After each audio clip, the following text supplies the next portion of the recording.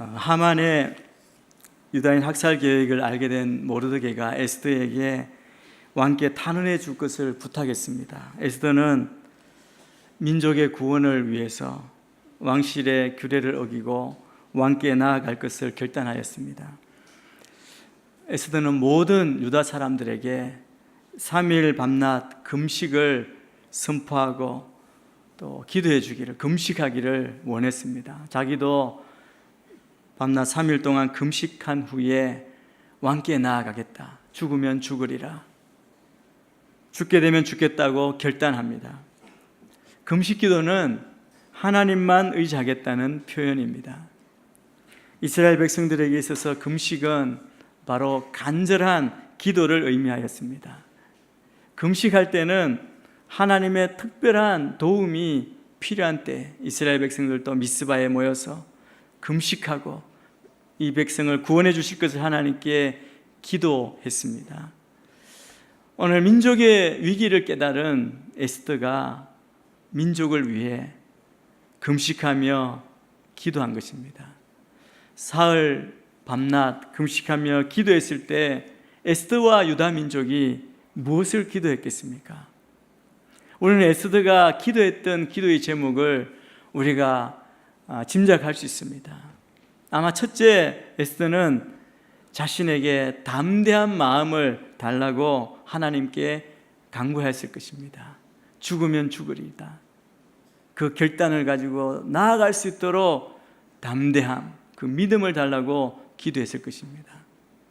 두 번째, 에스더가 기도한 것은 허락 없이 나아가는 자신에 대해서 왕 앞에 섰을 때 왕이 자신을 받아들이고 호감을 갖게 해달라고 간구하였을 것입니다.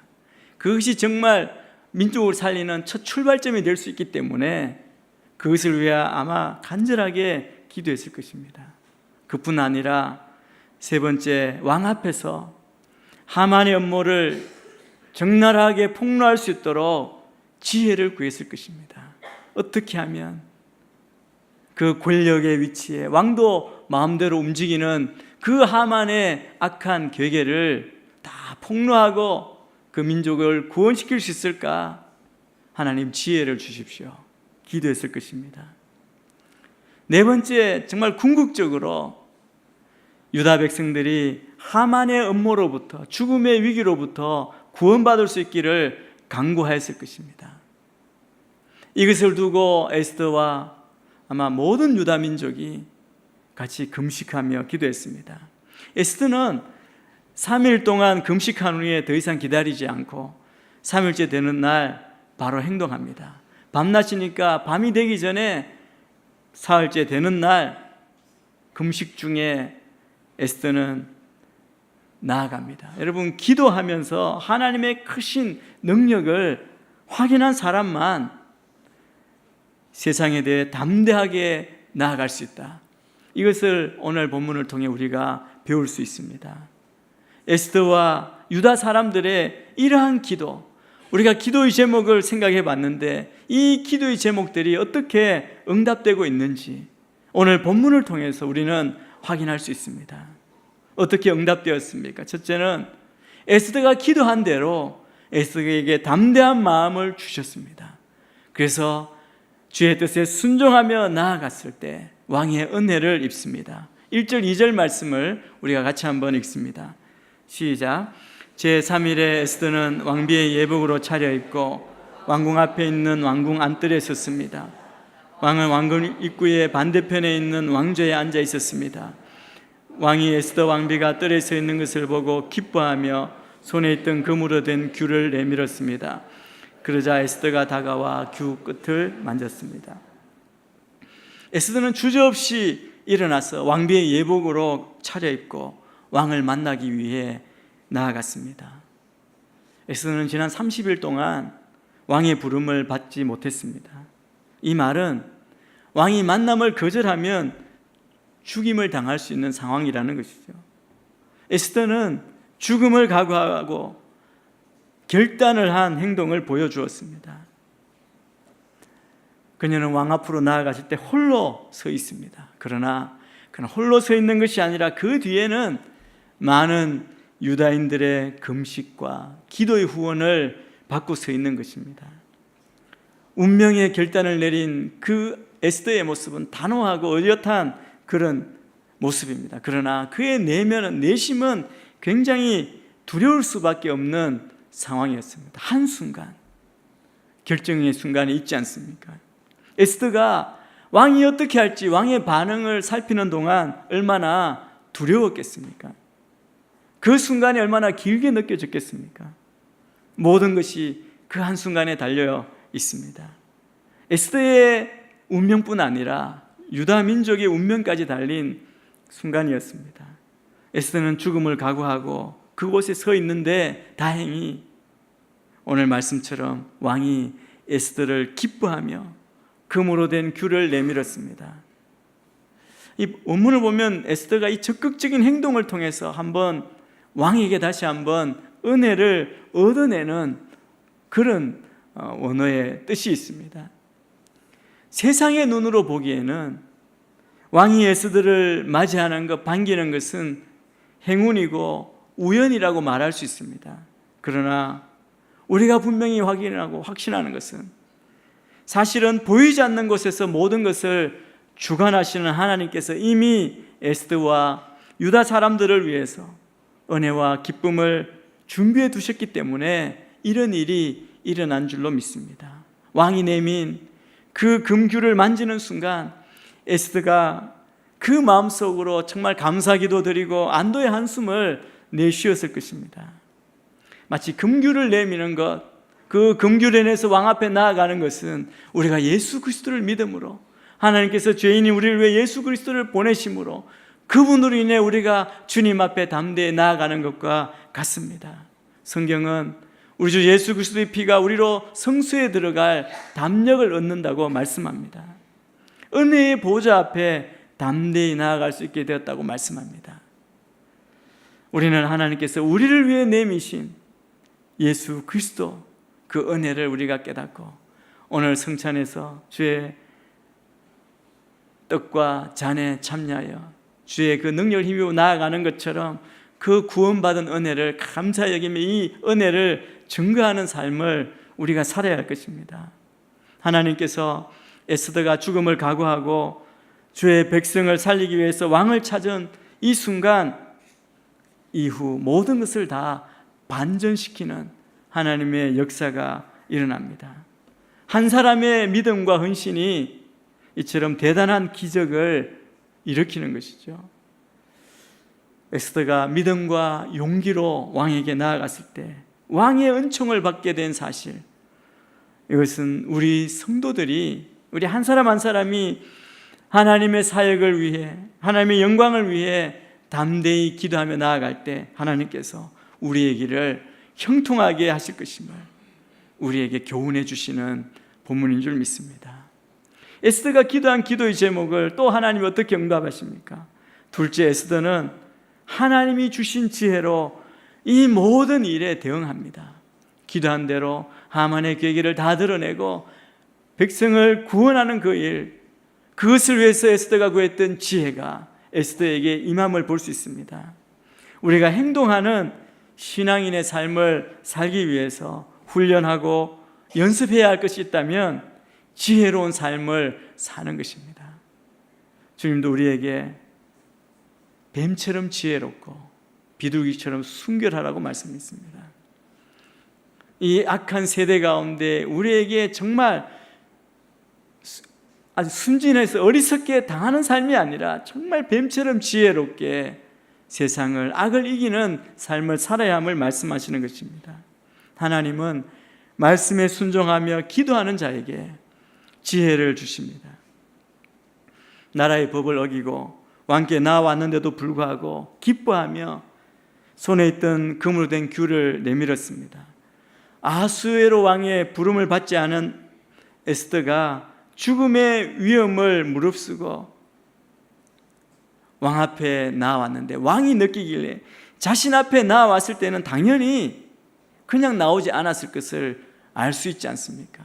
뭔가 할 말이 있나 보다. 어떤 긴박한 소원이 있을 것이다. 왕이 생각했습니다. 그래서 왕은 에스더를 오라고 하고 단도직입적으로 묻습니다. 에스더 왕비, 무슨 일이요? 무슨 할 말이 있어? 오늘 본문을 보면 왕은 왕비를 기뻐해서 에스더에게 나라의 반이라도 떼어줄 테니까 소원을 말하라고 했습니다. 그렇게 기뻐했다는 것이죠. 오늘 본문을 보면 하나님의 이름이 한 번도 언급되지 않지만 이미 하나님의 섭리, 하나님의 인도하심이 여기저기서 느껴집니다. 그런데 그 소원을 말하라고 하는 왕의 말 앞에 에스더는 단 한 번만에 모든 것을 성취하려고 하지 않았습니다. 그것을 생각지 않았다는 것이죠. 에스더의 마음은 실수 없이 완전하게 자기의 소원, 기도의 제목대로 기도의 응답을 받기를 원했습니다. 그 모든 일을 처리하기를 원했습니다. 그리하여 자기가 세웠던 계획대로 그 자리에서 왕께 자기의 소원을 말하지 아니하고 다음 기회로 넘깁니다. 에스더의 마음 가운데는 이처럼 중요한 일이 간단히 해결될 것이라고 그렇게 생각하지 않았던 겁니다. 여러분, 이것이 바로 지혜입니다. 우연을 바라지 않고, 그리고 말도 안 되는 그러한 일들을 기대하지 않고 하나하나 기도했지만 하나님 하실 일을 믿지만 우리가 할 일을 최선을 다해 계획하는 그 모습, 에스더의 모습이 지혜로운 자의 모습이라고 믿습니다. 에스더는 미리 잔치를 준비했습니다. 4절에 보니까 제가 오늘 왕을 위해 잔치를 준비했다고 말합니다. 왕께 나아가기에 앞서서 잔치를 준비했던 에스더를 통해서 우리는 다시 한번 그녀의 지혜를 보게 됩니다. 에스더가 왕에게 청한 소원은 자기가 베푸고 준비한 잔치에 하만과 함께 참석해 달라는 것입니다. 왕이 급히 하만을 불러서 바로 즉시 에스더가 준비한 잔치에 참석했습니다. 잔치에 참석한 왕이 매우 만족했고 다시 에스더에게 묻습니다. 이제 당신의 소원이 무엇이요? 내가 들어주겠어. 뭘 해주면 좋겠어? 내가 이 나라의 반이라도 떼어서 당신에게 주겠어. 여러분, 아주 알고 싶어하는 호기심을 가지고 안달하면서 이렇게 말하는 왕에게 에스더는 그 다음날 잔치에도 참석해 주시면 그때 왕이 선하신 대로 소원을 말씀드리겠다고 그렇게 대답합니다. 에스더가 말하려고 하는 이 사안이 워낙 중요하기 때문에 왕이 소원을 들어주지 않을 수 없도록, 여러분 2번씩이나 말하라고 들어주겠다고 했으니 왕의 체면도 있죠. 반드시 들어줄 것 아닙니까? 들어주지 않을 수 없도록 치밀하게 계획을 세운 것입니다. 그런데 오늘 본문의 분위기를 한번 보십시오. 에스더의 감정은 고요하고 침착할 뿐 아니라 겉으로 잘 그 감정이 드러나지 않습니다. 그러나 왕의 감정은 호기심으로 요동치고 있습니다. 그 소원이 뭔지 알고 싶어 안달이 나 있습니다. 여러분, 뭔가 뒤바뀐 듯한 느낌이 들지 않습니까? 지금 절박하게 구해야 될 사람이 누구입니까? 에스더는 유다 사람들이 죽음 직전에 있는 매우 긴급한 지경에 있습니다. 그럼에도 불구하고 침착하게 서두르지 아니하고 다음 날로 미루는 지혜를 보여줍니다. 그 지혜로 하나님의 놀라운 구원의 역사를 나타내도록 준비하고 있는 것입니다. 여러분, 우리가 이 에스더를 통해 배울 수 있는 것이 있습니다. 우리가 무슨 일에든지 에스더와 같은 지혜가 필요합니다. 기도하며 주님이 주신 지혜로 하나님의 때를 기다리는 인내가 필요합니다. 우리가 할 일은 모든 일에 최선을 다할 뿐이고 일을 이루시는 분은 하나님이십니다. 하나님께서 가장 정확한 하나님의 때에 일을 이루시기 때문입니다. 그러므로 우리는 어려운 때일수록 기도해야 합니다. 기도하는 마음으로 인내하며 하나님의 도우심을 구하는 지혜로운 그런 주의 사람들이 다 되시기를 주님 축복합니다. 여러분 인생에 길이 막혀 있고 지금 어려움에 처해 있습니까? 에스더처럼 진실하게 진정으로 기도하십시오. 그리고 기도한 대로 순종하고 따르고 행하시게 되기를 바랍니다. 하나님께서 어려움을 극복하고 승리하도록 여러분 모두를 축복하실 줄 믿습니다. 세 번째, 에스더의 기도, 유다 사람의 기도에 하나님이 어떻게 응답하십니까? 하나님은 하만의 음모를 드러내고 유다 백성의 구원을 이루어 가시는 모습을 계속 보여줍니다. 오늘 본문은 에스더 전체의 절정에 이르는 부분입니다. 이제 에스더가 중심에 서게 되고 하나님이 하신 일이 긴급하게 일어나는, 하나님의 일이 급하게 이루어지는 것을 우리가 보게 될 것입니다. 에스더의 잔치에 초청된 하만은 왕과 왕비의 신임을 받고 있다는 생각에 무척 기뻤습니다. 왕이 지극히 사랑해서 나라의 절반이라도 주겠다고 했던 그 왕비가 왕을 초청하는 자리에 다른 아무도 초청하지 않고 자신만 초대했다는 그 사실, 이게 얼마나 자랑스러웠겠습니까? 그러나 그의 이 기쁨은 참된 기쁨이 아니었고 일시적이었습니다. 그의 기쁨은 잔치에 초대한 에스더의 그 진심을 오해한 데서 비롯된 것이죠. 자신의 잘못에 대해서 느끼지 못하고 자신을 그냥 과대평가한 데서 비롯된 거짓 기쁨이라고 할 수 있습니다. 하만은 왕비가 이유 없이 자기를 초대한 것이 아니라는 걸 알아야 했습니다. 자신이 왕비의 신임까지 받고 있다는 그런 착각에 빠져서 잘못을 전혀 생각하지 못한 것이죠. 결국 이렇게 자기 앞에 닥칠 슬픔을 기쁨으로 착각했던 그 하만은 나중에 가서 가장 비참한 최후를 맞게 됩니다.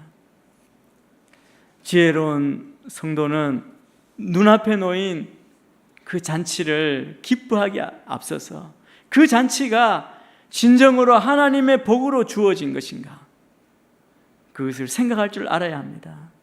이런 통찰력이 필요합니다.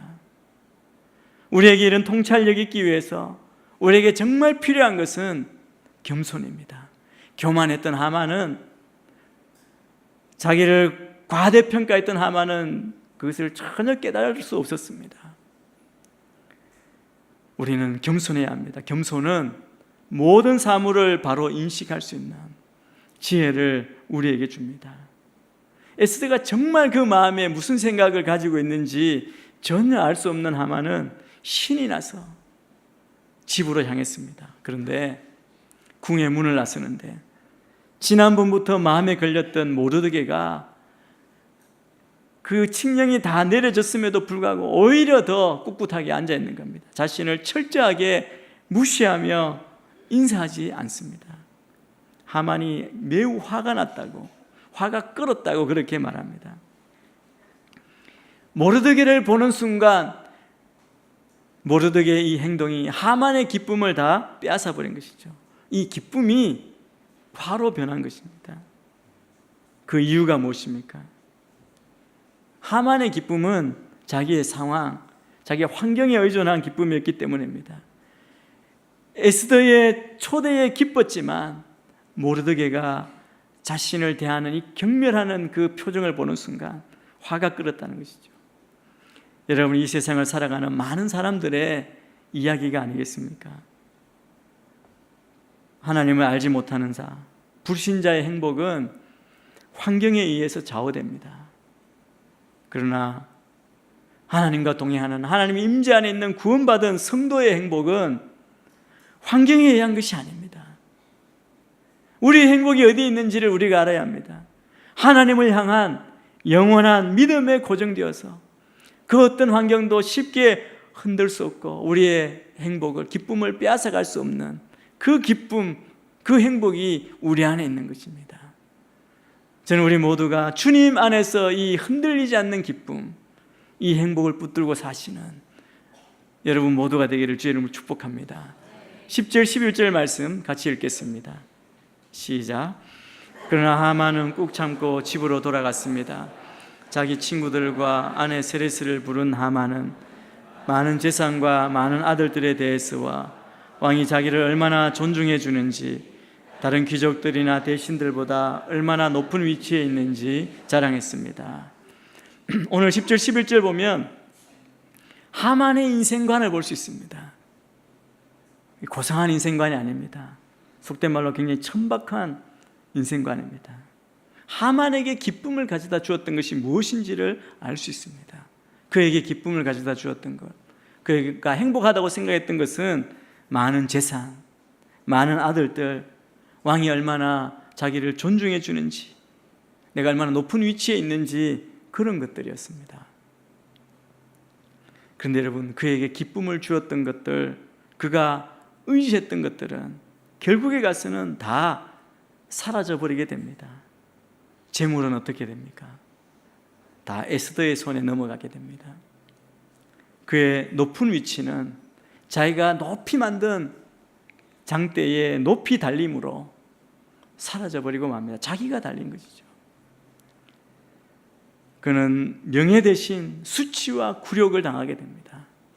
그가 의지했던 10아들도 모두 처형되어 사라져버립니다.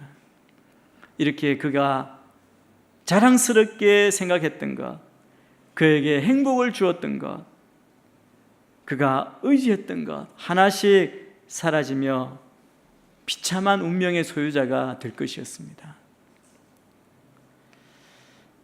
여러분, 사실 하만이 지금 자랑하고 있는 부귀 영광은 세상적으로 볼 때 자랑할 만하지 않습니까? 그 제국의 2인자입니다. 누구도 견줄 데 없는 그 많은 재산, 많은 아들, 여기 있는 거 다 사람들이 부러워하는 것일 수 있습니다. 그러나 우리는 이처럼 하나님 없는 자랑, 그것은 허탄한 것에 불과하다는 것을 우리가 알아야 할 것입니다. 하나님 없는 허탄한 자랑에 우리가 빠지지 않도록 우리가 늘 깨어 있어야 하고 조심해야 합니다. 자랑하는 자는 주 안에서 자랑하라는 이 말씀의 의미를 우리가 분명히 되새겨야 합니다. 하나님 없이 자랑하는 악인들의 형통과 번성을 우리가 보고 부러워하지 않는 참 믿음, 우리가 부러워할 것이 무엇인지, 우리가 추구해야 할 것이 무엇인지를 아는 주의 백성으로서의 참된 인생의 가치를 붙들고 가시게 되기를 축복합니다. 우리 13절 14절 말씀도 계속해서 같이 한번 읽겠습니다. 13절 14절입니다. 시작. 하지만 저 유다 사람 모르드게가 왕의 문 앞에 앉아 있는 한 이 모든 것들도 만족스럽지가 않아 그 안에 세레스와 그의 모든 친구들이 그에게 말했습니다. 50규빗 높이로 나무를 세우고 아침에 왕께 모르드게를 거기에 매달자고 하십시오. 그러고 나서 왕과 함께 저녁 식사를 들러가시면 얼마나 즐겁겠습니까? 하만은 이 제안을 좋게 받아들이고 나무를 세우게 했습니다. 참고 집으로 돌아온 하만은 사람을 보내서 친구들과 그 아내 세레스를 청해서 자신의 부귀와 왕의 시민임으로 말미암은 자신의 위치를 다시 한번 자랑하며 자기 도취에 빠졌습니다. 누구나 다 아는 건데 굳이 자랑하고 자기 도취에 빠지는 거죠. 그날 왕비 에스더가 베푼 잔치에 왕과 자기밖에 초청된 사람이 없고 다음 날 또 내가 초청받았다 우쭐대며 말합니다. 여러분, 그렇게 높다고 왕도 자기 마음대로 움직인다는 사람이 에스더의 초청에 기뻐하는 거 보면 이미 힘은 어디에 있습니까? 에스더에게 있는 겁니다. 에스더의 초청에 기뻐하는 하만, 이미 위치는 바뀌어 있는 것이죠. 그러면서 하만이 뭐라고 이야기합니까? 모르드게에 대한 심한 불쾌감과 적개심을 토로합니다. 감정이 격해진 모르드게가 생각하는 게 뭡니까? 모르드게만 없애면, 하만이 생각한 게 모르드게만 없애면 세상에서 내가 가장 행복한 사람이 될 수 있을 것이라고 생각합니다. 여러분, 이렇게 모든 것을 가졌다고 자랑했던 하만이 불행한 겁니다. 왜 불행합니까? 모르드게가 있어서. 여러분, 이 사람은 욕심이 끝이 없는 사람, 아무것이나 채워도 그는 결코 행복하지 않는 불행한 사람의 인생관을 가지고 있지 않습니까? 그 말에 하만의 아내와 친구들이 이번 기회에 아예 모르드게를 유다 사람을 학살할 때까지 기다리지 말고 앞서서 시범적으로 처형해 버릴 걸 조언합니다.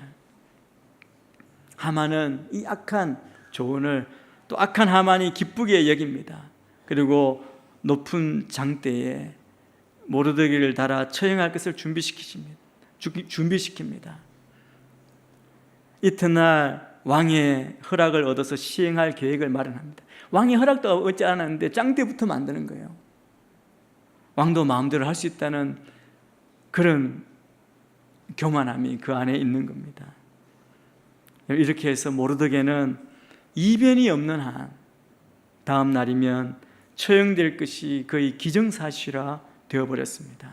그날 밤은 모르드게에 있어서는 폭풍 전야와 다름없는 일촉즉발의 위기의 밤이라고 할 수 있습니다.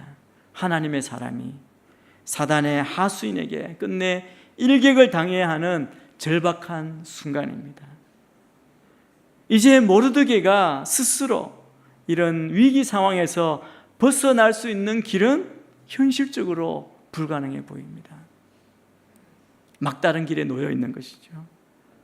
그런데 오직 전능하신 하나님만이 이 문제를 해결하실 수 있는 것입니다. 절체절명의 위기에 놓인 모르드게, 그 모르드게와 유대 민족에게 하나님께서 어떻게 역사하시고 섭리하시고 구원하시는지 다음 주에 계속해서 우리가 이 말씀을 가지고 나누게 될 것입니다. 기도에 응답하시는 하나님의 은혜가 여러분의 삶에 풍성하게 넘쳐나게 되기를 주의 이름으로 축복합니다.